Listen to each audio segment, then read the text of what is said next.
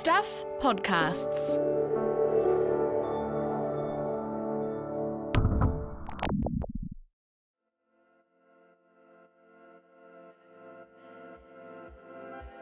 Hi, I'm Michael Wright and welcome to The Long Read from Stuff. This week's story is called Tortured Soul. It's by Stuff investigative reporter Blair Ensor, who joins me now. Hi, Blair. Hi, Mike. So, this story, it's a tough one. What's the story about? So this is a story of a homeless woman called Barbara Campbell who was killed in Christchurch early this year in the shopfront window which she'd made her home. What drew you to this? We don't write long stories about everyone who dies, in tragic circumstances. So why Barbara? Barbara had obviously led a very interesting life. She had terminal cancer, and there were a number of kind of unanswered questions as to how she'd ended up in the situation that she was in. I guess it really centres around her parents, who have never spoken publicly before, and they spoke of their hopes for their daughter, but how her life had become sort of mired in alcohol and drug addiction, and ultimately, her mental health had failed her. Thanks, Blair. Now, here is Blair reading his story, Tortured Soul. One night in December 2021, as a wild storm hit Christchurch, Stuart Black answered a knock at the door of his home. Hunched over in front of him stood a sodden, rail-thin woman with sunken eyes, rotting teeth, and unruly grey hair. She had walked to his property in the pouring rain, pushing a shopping trolley full of detritus that were her belongings. "I'm dying," the woman said. Black recognised the husky voice of Barbara Campbell, an often cantankerous woman to whom he'd rented a room for a few months in 2018. She was 45, but looked decades older. Campbell told Black she had terminal bowel cancer, showed him her stoma bag, and said she had no pain relief. She weighed less than 50 kilograms. Estranged from her family, she'd burned bridges with many others who had tried to help her. Until August, Campbell had lived in a flat several kilometres away, but was forced out after a year-long tenancy, during which she drank heavily, screamed and yelled at neighbours, and accused them of crimes such as theft and sexual assault. Since then, she had largely been homeless. Black's experience living with Campbell several years earlier was fraught. She didn't pay her rent, kept him awake when he worked night shifts, and would fly into rages. When she finally moved out, she left behind a rat's nest of cigarette papers and butts she'd foraged from the street, and a bucket full of vomit. But Black had lost a wife to cancer, and didn't want to leave the frail woman who now stood before him exposed to the elements. He took her in. The next day, Campbell barricaded herself inside Black's house. She used furniture to block the doors and windows, paranoid someone was trying to steal from her. It took Black half an hour to force his way in. 2 days later, when the worst of the weather had passed, he asked her to leave. She did so willingly. After Christmas, Black was holidaying on the west coast when his phone rang. It was Campbell. She'd found the spare key to his home and was calling people using a work phone he'd left behind. She told him she was trying to stop people breaking into his house. When Black arrived home, he found Campbell again barricaded inside, burning toilet paper and his toaster on the floor. He knew she was beyond his help and called the police. The attending officers told Black they'd tried unsuccessfully to get Campbell committed to Hill Morton Hospital, a mental health facility, a week earlier when she was barred from a storage facility. Campbell was trespassed from Black's home, but she wasn't charged with any offence. The next time he heard her name was about a fortnight later. She'd allegedly been murdered while living in the doorway of a vacant shop in New Brighton. Black felt shock and guilt, but also a peculiar relief that Campbell's suffering was over. Since Campbell's cancer diagnosis the previous year, her life had spiralled out of control. There were numerous calls to police about her behaviour. She had exposed herself to children and abused people who stared at her. She wasn't charged with any crime, but it was clear her physical and mental health were deteriorating. Social services tried to help, to no avail. She turned down offers of financial assistance to help with her medical treatment. In the end, Campbell was a prisoner of her own mind, unable to escape her affliction and incapable of letting others help her do so. She slipped through every safety net and relied on the charity of Good Samaritans in her final days. It's not good enough, says Black, who believes Campbell was let down by a health system ill-equipped to handle acute cases on the fringes of society. Here's a woman who's got cancer. She's obviously got mental health issues, and yet all the facilities that are supposed to be there to help somebody in that situation, they all failed. The truth was more complicated.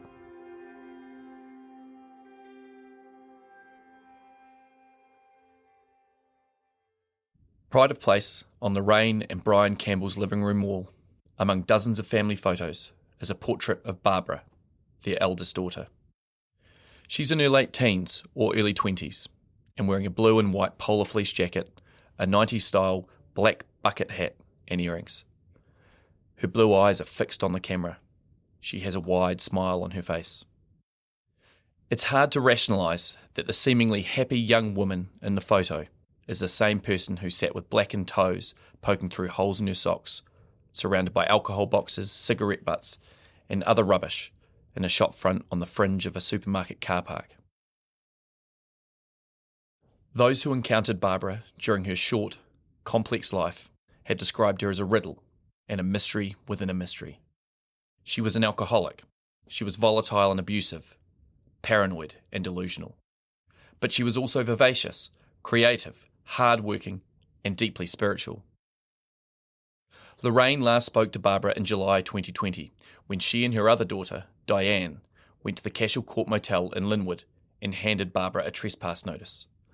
For months, Barbara had been calling and texting family members day and night and abusing them. She would swear, call them heartless and evil, say they'd abandoned her, and blame them for how her life had panned out. Lorraine and Brian installed a call blocker on their landline, but when Barbara started ringing Diane's work, more drastic action was needed. Hence the visit to Cashel Court Motel, the emergency housing that social services had found for Barbara. She didn't take kindly to being served with a trespass notice. "Get out! Just go away!" she had yelled before emerging from her room and pushing her mother. "It breaks my heart to think that was the last time I talked to her," Lorraine says. "We just couldn't take it anymore. It was sapping our life. We tried everything to help her." Since their daughter was killed, Lorraine and Brian have spent hours picking through possessions she'd hoarded in a storage locker. Among dozens of empty cans of bourbon and cola and piles of clothes tainted by the smell of cigarettes, they found neatly filed photos, medical records and other documents, old diaries and scrapbooks, boxes of jewellery, and items given to her many years ago, such as a 30th birthday card from Diane. The process has stirred memories and made them reflect on whether there's anything they could have done to change the course of Barbara's life.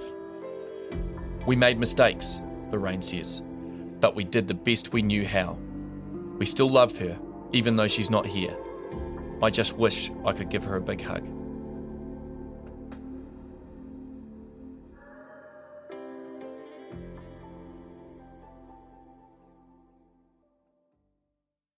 Barbara Louise Campbell was born in Christchurch on January the 8th, 1976. She was named after her father's eldest sister, Barbara, who was born with spina bifida and lived for only 12 days. Brian and Lorraine had married 2 years earlier. Brian was a carpenter by trade and a speedway fanatic. Lorraine worked in hospitality and had always wanted to be a mum. They owned an ex-state house in the Christchurch suburb of Richmond. Barbara was a happy baby, with chubby cheeks and a thin crop of mousy hair. She slept a lot and fed well. A first-time mother's dream. "I loved being a mum," Lorraine says. "I loved her to bits. She was the delight of our lives." Diane was born 2 years later. Like many older siblings, Barbara initially didn't like the limelight being stolen by her new sister, and could often be found pulling pots and pans from drawers or sticking pens, forks and hair clips into plugs. But the pair were soon playing well together. Photos and old albums show Diane and Barbara wearing face paint, playing dress-up and posing happily with Santa. As the pair grew older, it was clear they were very different. Diane was well behaved. She was quiet, diligent, and loved reading. Barbara didn't like schoolwork. She was a free spirit who preferred to be outdoors riding her bike, playing with the family dog, or bouncing on the trampoline. By the time she was a teenager, Barbara had begun to rebel, skipping class and climbing out her window at night with bottles of her parents' liquor and meeting boys. Aged 13, she got pregnant. Her parents were supportive of her having the baby, but Barbara chose to have an abortion. Lorraine went to the hospital with her. She changed, Lorraine says. Her innocence had been taken away. Things just seemed to go downhill. Some of it I've actually blacked out because it was just so difficult to deal with. In November 1992, 2 months shy of her 17th birthday, Barbara left school and got a job at KFC. Over the next few years, she drifted in and out of the family home, often staying with friends or boyfriends. Despite leaving school early, Barbara appeared determined to make something of her life.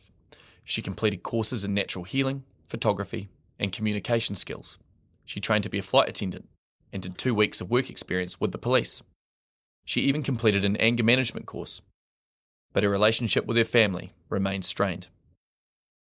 She could be so nice, Diane says, and then you'd say the wrong thing and she'd just snap. One day, in 1995, Barbara showed up at her parents' home yelling and screaming. She pulled a knife from the kitchen drawer and glared at them angrily. "I'm going to kill you," she said. As Barbara raised the knife in the air, Brian grabbed her arm with both hands. It took all of his strength to subdue her. Lorraine called the police and Brian sat on Barbara until officers arrived. She spent the night in the cells and was released without charge in the morning. Her parents didn't want to make a formal complaint. They had no idea what drove Barbara to attack them. They suspected drugs, even though Barbara denied it, but resolved to keep supporting their daughter however they could. In 1997, with her parents' help, Barbara bought a white Bedford house bus and embarked on what she called the Gypsy Life.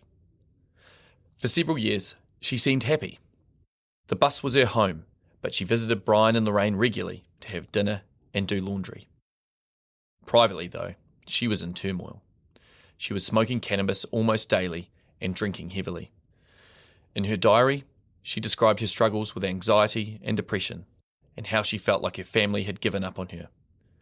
"When I really need their support," she wrote, "they are never there to guide me or help me along. It's always more put-downs." Eventually, Barbara sold the bus. She became increasingly secretive about where she was living and what she was doing. Any tendencies she had were brief. She also became consumed by her paranoia. In 2003, Brian and Lorraine were driving through central Christchurch with Barbara in the back seat.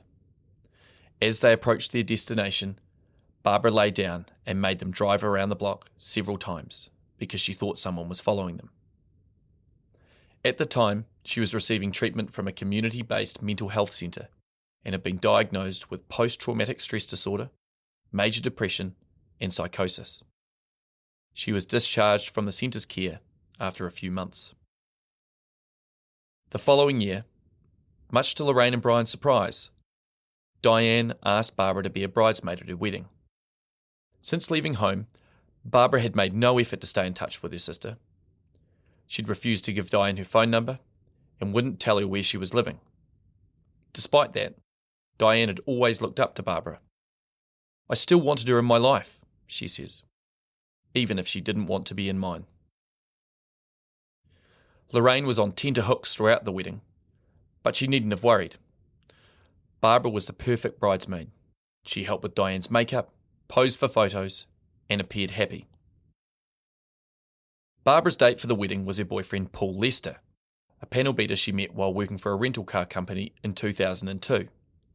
The couple shared a love of the outdoors and road tripped around the South Island together, but their relationship was plagued by Barbara's mental health issues and ultimately failed. "She had a beautiful soul, but it struggled to come out," Lester says. "I couldn't do anything to alleviate her paranoia. She thought I was seeing someone else, but I wasn't." In 2011, about the time Christchurch was hit by a deadly earthquake, Barbara was diagnosed with stage 2 breast cancer.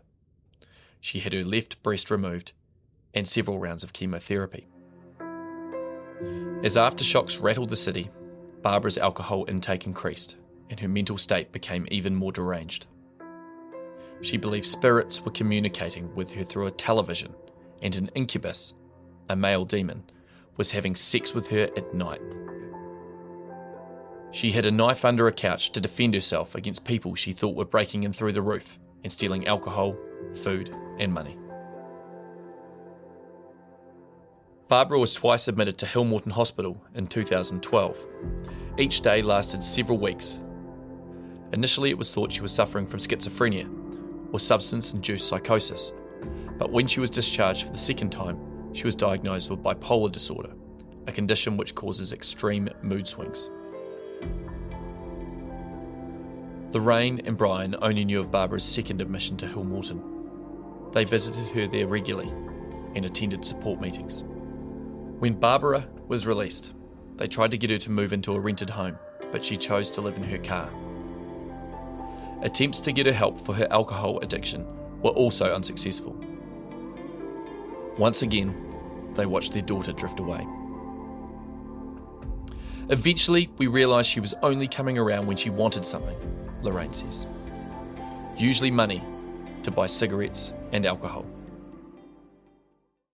In late 2013, Barbara Campbell walked through the doors of Treasure Trove, a vintage clothing store on Ferry Road, and into the life of the owner, Jenny Bedford. Barbara had dark curly hair and was well dressed. She needed a new zip for her bum bag. But Bedford noticed a sadness about her. She asked Barbara what was wrong. Barbara began crying. She said her grandmother had recently died and she was having issues with her family. She told me she lived in her car, which broke my heart, Bedford says. So from then on, I started to support her. I do it because I'm a Christian and it's my path in life. Barbara was feeling unsafe on the street, so Bedford allowed her to park her car at her home. I think she liked the idea of sleeping in a car because she could just do what she wanted, Bedford says. She didn't like being under anyone's thumb. For the next year, Bedford was a mother-like figure to Barbara. She acted as a referee on job applications, helped her look for somewhere to live, and drove her to places when she didn't have enough money to pay for petrol. Barbara had lots of clothes stashed at her lockup and sold some of them to Treasure Trove. Other times, Bedford would pay her for cleaning windows or vacuuming at her shop. Never more than $20. Sometimes, without warning, Barbara would turn. Once, Bedford did some laundry for her, and Barbara noticed one of her bras was missing. She accused Bedford of stealing it and demanded that she buy her a new one. She also sent Bedford abusive messages and called her a bad Christian when she wouldn't give her money. Anyone that helped got their hand bitten off, Bedford says. For some reason, it was always everyone else's fault. She was a tortured soul. I think there were demons from her past that she just had to drown. In 2015, Bedford passed the mantle of supporting Barbara to her friend, Gary Gribben. Gribben, a retired electrician who attended the same church as Bedford, remembers Barbara as an absolutely gorgeous person when she wasn't drinking. When she got that alcohol, she turned nasty and abusive, he says. I called alcohol her traitor. Gribben tried repeatedly to get Barbara to quit drinking, but each time she got dry, she relapsed. She often talked of being treated poorly by her family, wronged by employers, and abused by former partners, one of whom was said to have stolen a valuable winning lotto ticket from her. Like Bedford, Gribben would drive Barbara around. One day, in early 2021, she asked him to attend a doctor's appointment with her.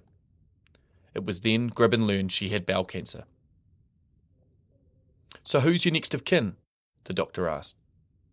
Barbara pointed at Gribben. I'm not your next of kin, Gribben said. I'm just someone that looks after you. But by then, Barbara had no one else to turn to. She no longer had contact with her family and had wrecked relationships with friends. One of them changed their phone number 3 times to escape her abuse. The last time Gribben really saw Barbara was when he helped her move in August 2021. As they carried her possessions outside, Barbara asked Gribben to watch them. He agreed. Then Barbara turned on Gribben and accused him of stealing her belongings. "No," he said. "I'd never do something like that." Gribben only saw Barbara a few times in passing after that. She mostly lived in her van and could be difficult to get hold of. Despite Barbara's prolonged mental health issues and battles with addiction, she held down a string of jobs, continuing to work until within a year of her death. She was a mystery within a mystery, says Max Percy, who was Barbara's supervisor when she worked as a security guard for Armour Guard from 2016 to 2018. You could never really break down that door about her or her background. She'd only tell you what she wanted you to know. I definitely got the impression that she did not like men. She'd had bad experiences with men, and she had family issues and was bitter towards them. Percy knew Barbara was living in a van, but he couldn't fault her work ethic. She turned up on time and adhered to the company's strict dress code. She didn't like working with other staff, and they didn't like working with her, which is how she ended up on the night shift. But if someone called in sick, Barbara was always willing to work overtime. I had nothing but respect for her, Percy says. She was a perfect guard. I wish I'd had more of them. Percy didn't experience Barbara's bad temper firsthand until after he'd retired from Armour Guard. She wanted him to be a referee for a driving job, but Percy knew nothing about her driving ability. He called Barbara and told her he didn't feel it was appropriate. She went off the deep end, he says. I was called all the names under the sun. Percy hung up on her. Months later, he helped Barbara move some possessions out of a storage container. Afterwards, they had coffee. It was like old friends meeting up, Percy says. She was just a normal, caring person, and that was the mystery with her. You could never know where she was coming from, but I liked her. Barbara's last job was at Wigram Lodge, where she patrolled the grounds at night as a security guard. She left in about March 2021. Soon after, her life entered its final, tumultuous chapter. For years, her fortunes had fluctuated in concert with her mental health and addiction issues, and now, racked by delusions and paranoia, and ridden with bowel cancer, she reached her nadir. Barbara wound up living on the streets of New Brighton. She liked being close to the beach. It had always been somewhere she went to clear her head, but this day was no seaside retreat. Barbara could often be found camped in a shop doorway, surrounded by her belongings, or loitering around the suburb's neglected shopping centre. If people were kind, she was too. But if they stopped and stared, she abused them. Just leave me the fuck alone! It was here, in November 2021, while sitting in his car, that Peter Donnelly encountered Barbara. As she approached, Donnelly could tell from her stare that she knew him.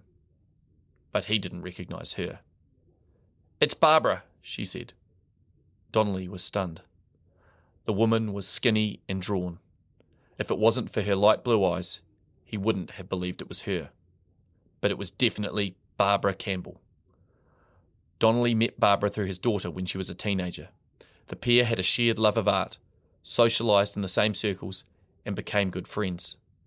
Over the years, Barbara, a keen photographer, had taken photos of Donnelly's canvases and the sand art he drew on New Brighton Beach. But now, startled by the emaciated figure before him, Donnelly made his excuses. Sorry, he said. I've got to go. He drove off. Weeks later, Donnelly saw Barbara again, sitting under the eaves of the old Save Mart building in New Brighton Mall, surrounded by rubbish. Again, he was sitting in his car. Again, he chose not to engage. I wasn't even tempted to go over and say hi, he says. After dark, it's a different world in there. With alcohol and drugs and street people, it's a world of hurt, and Barbara was right in the middle of it. There was nothing right about it, so I left her in that world. On January 8, local hair salon owner Letitia Redcliffe approached Barbara, who by then had adopted the name Rose, to see if she needed any help. Barbara told her it was her 46th birthday and asked her if she could play her favourite song, Nothing Else Matters, by Metallica. The pair listened to the rock ballad together. I had tears in my eyes, Redcliffe says. She touched my heart that day. Around this time, Nikki Griffin, who owned the Bin Inn food store in New Brighton Mall, says she rang the police several times, concerned for Barbara's safety. She worried someone would react violently to something Barbara said. "If you don't move her," she told the operator, "she'll die." Officers twice attended and spoke to Barbara in January, but because her behaviour wasn't considered criminal, no action was taken. On January 12, staff from Support Service Housing First visited. Barbara agreed to meet with her Ministry of Social Development case manager, who had spent months trying to get her into emergency housing, the next day. Hours later, about 10 p.m, it's believed Barbara had an argument with a man. She was found lying unconscious on the ground and died on the way to hospital. A 43-year-old was later charged with her murder. He has name suppression, is in custody, and is yet to enter a plea.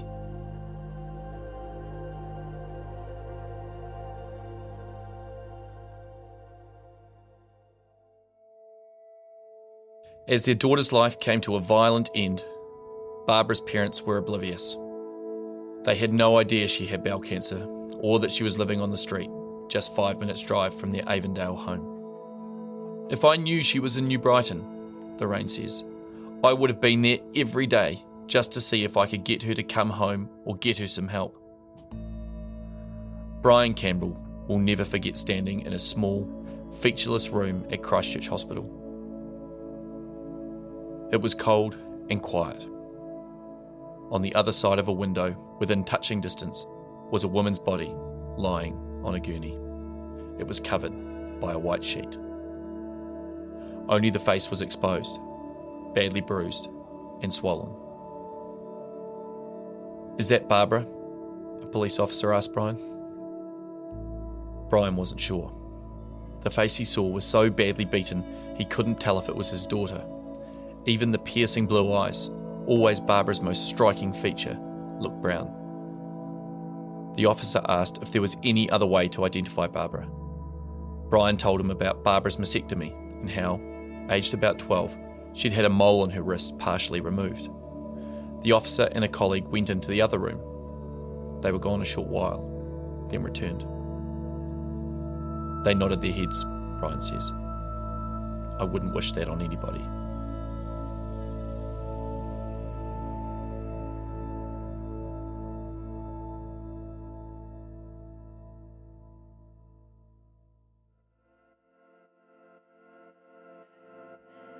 That was Tortured Soul on the long read from Stuff, written and read by Blair Ensor and produced by me, Michael Wright. This episode was edited by Sam Scannell. Stuff's podcast director is Adam Dudding. If you listened via our website, you can hear this story and more like it on the Long Read podcast, available on all the usual platforms. If you liked what you heard, please give us a 5-star rating and a review. It helps other listeners find us. Thanks for listening.